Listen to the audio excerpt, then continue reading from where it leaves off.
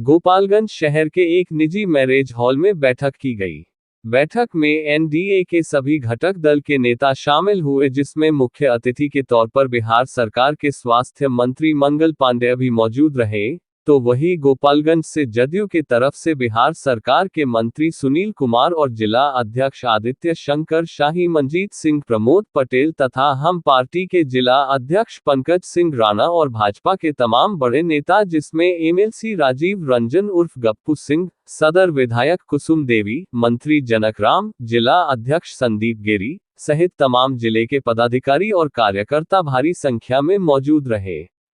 इस दौरान भारत सरकार के कार्यों पर चर्चा करते हुए गोपालगंज से फिर से डॉक्टर आलोक कुमार सुमन को सांसद बनाने को अपील भी किया गया। मंच पर डॉक्टर आलोक कुमार सुमन भी मौजूद रहे। उन्होंने कहा कि वह 5 वर्षों में गोपालगंज के विकास को लेकर अथक प्रयास करते हुए कई महत्वपूर्ण कार्यों को गति देने का काम किए हैं, जो आने वाले कार्यकाल में पूरा किया जाएगा। इसमें सर्वाधिक चर्चा सबेया हवाई अड्डा और नेशनल हाईवे पर बन रहे कॉरिडोर की रही। तो वही गांव क्षेत्र में सड़क, पुल, पुलिया इत्यादि का भी निर्माण तथा रेल के क्षेत्र में बड़े शहरों के लिए ट्रेनों का परिचालन जैसे किए गए कार्यों को सांसद ने मंच से दोहराया।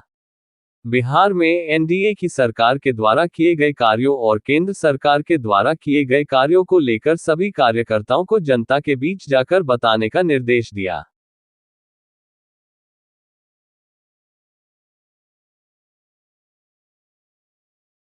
संसदीय क्षेत्र के एनडीए की बैठक में जिस प्रकार का उत्साह गठबंधन के सभी दलों के कार्यकर्ताओं और नेताओं के बीच में है, वो बहुत साफ संकेत दे रहा है कि 2019 के लोकसभा चुनाव का परिणाम जो आया था, जितने मतों से एनडीए के प्रत्याशी की जीत हुई थी, उससे कहीं बहुत अधिक मतों से 2024 के लोकसभा के अंदर एनडीए के प्रत्याशी डॉक्टर आलोक कुमार सुमन जीतेंगे। आज के बाद से पूरे जिले के अंदर प्रखंडों में, पंचायतों में एनडीए के कार्यकर्ताओं की बैठक शुरू हो जाएगी। सभी एकजुट होकर एक साथ अपने प्रत्याशी की जीत के लिए काम करेंगे। और जो पूरे देश के अंदर नारा चल रहा है, फिर एक बार मोदी सरकार और अब की बार 400 पार, उस नारे को गोपालगंज की जनता के आशीर्वाद से एनडीए के कार्यकर्ता यहाँ चरितार्थ करेंगे। हमारे एनडीए के पदाधिकारीगण, सभी सामाजिक कार्यकर्तागण, हमारी माताएं, हमारी बहनें, हमारे मीडिया के, प्रिंट मीडिया और इलेक्ट्रॉनिक मीडिया के हमारे मीडिया बंधुगण, आप सभी का मैं तहे दिल से स्वागत करता हूं और आप सभी का अभिवादन करता हूं और अभिनंदन करता हूं और आभार व्यक्त करता हूं कि आपने आकर मेरा उत्साह बढ़ाया और मुझे उत्साह से अपने बातों को सुना। और हमारे सभी वक्तागण पूरी बातें कर चुके हैं, मैं बहुत संक्षेप में बोलूँगा, क्योंकि आपने 2019 में हम लोग, हमारे परम पूज्य माननीय मुख्यमंत्री श्री नीतीश कुमार जी ने एनडीए की तरफ से प्रत्याशी बनाया और गोपालगंज का प्रतिनिधित्व करने का मौका दिया। आप सब ने, हमारे सभी एनडीए घटक दल के सारे लोग बहुत मेहनत किए और भारी मतों से जिताकर हमें संसद भेजा।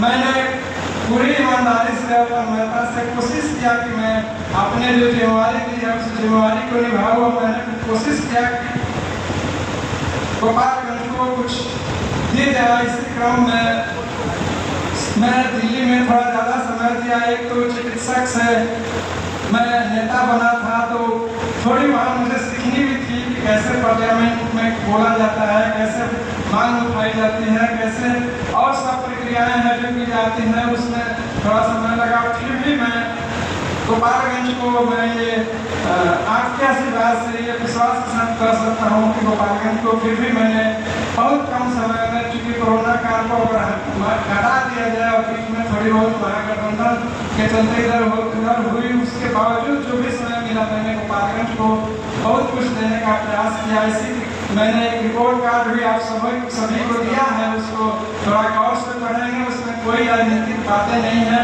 बातें वही हैं जो मैंने किया है और जो मैंने प्रयास किया है। रेल परिवहन हो, गोपालगंज को के लिए मैंने 4 ट्रेनें दी, 2 पटना से एक पटना से थावे के लिए, एक पटना पाटलिपुत्र से गोरखपुर के लिए, एक छपरा से लखनऊ के लिए और दिल्ली के लिए भी ट्रेन के लिए मैं प्रयासरत हूँ। लेकिन थोड़ी सी तकनीकी दिक्कत है जो मैं बाद में आप सबके संपर्क में निकलूँगा, उस वक्त बताऊँगा। तकनीकी दिक्कतें अभी समय की कमी है। सड़क परिवहन की बात है। सड़क परिवहन में आप देखेंगे कि NH की स्थिति 5 साल पहले क्या थी, आज NH की स्थिति 5 साल क्या है। अंडरपास मिले, सर्विस रोड बने, ये 16 साल से हम लोगों का एलिवेटेड कॉरिडोर पड़ा हुआ था, वो आपके सामने है, अभी बन रहा है। 80% उसका काम पूरा हो चुका है। 35 से 40 वर्षों से हम लोगों का डुमरिया पुल वैसे ही पड़ा हुआ था, जर्जर स्थिति में था, उसका काम हो रहा है। उसमें भी करीब 50% काम पूरा हो चुका है। उसी तरह हवाई साधन हुआ। हवाई साधन के लिए सभ्या एयरपोर्ट को जो मृत प्राय हो गया था हम लोग का सभ्या एयरपोर्ट, और उसकी जमीन कहीं कुछ उसका अता पता नहीं था कि वो किसकी जमीन है, कहाँ जमीन है। उसको मैंने 1.5 साल में प्रयास करके फिर उसको ढूंढ कर निकाला कि वो भारत सरकार की जमीन है, और फिर मैंने भारत सरकार से उसको उड़ान योजना में शामिल कराया। ये कहते हुए कि गोपालगंज से और सीमांत मात्र 2 जिले से बहुत 1.5 से 2 लाख लोग हमारे गांव में रहते हैं, और वहाँ से विदेशी मुद्रा पूरे 3 बार कैंप किया। उसमें हजारों लोगों को निःशुल्क वितरण किया गया। अपने बुजुर्गों के लिए निःशुल्क उपकरण वितरण किया। अपने हम लोग मेडिकल कॉलेज गोपालगंज में केंद्र सरकार से स्वीकृत कराया था। हमारे परमानंद माननीय मुख्यमंत्री जी ने उसके लिए पैसा अलॉट कर दिया, और वो टेंडर की प्रक्रिया में आ गई। अपने सदर अस्पताल में 100 बेड का था, वो 500 बेड का बन रहा है। एक 50 बेड का आयुष हॉस्पिटल मैंने स्वीकृत कराया है। पैसा उसका सेंक्शन हो चुका है, वो इलेक्शन बाद टेंडर की प्रक्रिया में जाएगा, वो भी बनेगा। और भी बहुत सारी चिकित्सा सहायता है। अपने जिले के गंभीर बीमारी से जो लोग कमजोर, आर्थिक रूप से कमजोर है, इलाज कराने में सक्षम नहीं है, उन लोगों को मैंने करीब 1.5 करोड़ रुपए दिलवाए। अपने माननीय मुख्यमंत्री जी चिकित्सा सहायता कोष है, माननीय प्रधानमंत्री जी चिकित्सा सहायता कोष है। इसके अलावा बाकी जो रिपोर्ट में आएगा, पोशाक योजना हो, साइकिल योजना हो, बहुत सारी योजनाएं, नल जल योजना हो, जो सबसे पहले बिहार में शुरू हुआ, तो इसका भी कीर्तिमान हमारे मुख्यमंत्री जी ने स्थापित किया। अभी आपने देखा कि 3 लाख से ज़्यादा अभी 2-3 महीने के अंदर में नौकरी दी गई। अभी तक टोटल 6 लाख तक नौकरी दी जा चुकी है, और 10 लाख रोजगार की का लक्ष्य है, उसमें 5 लाख तक रोजगार दी जा चुकी है। तो ये हमारे देश, हमारे राज्य के मुखिया और हम भारत के पटल पर स्थापित कर सकूँ। साथ साथ मैं ये भी कहूँगा कि क्योंकि मैं एक चिकित्सक से राजनीति में आया, तो बहुत कुछ सीखना था। मैं शुरू में ही बताया, तो हमसे हो सकता है कि इस क्रम में कुछ गलतियां हुई हो या कुछ कमियां रह गई हो। उसके लिए मैं आप सभी से क्षमा प्रार्थना करूंगा। सीखने का सबको मौका देना चाहिए। मैं अभी भी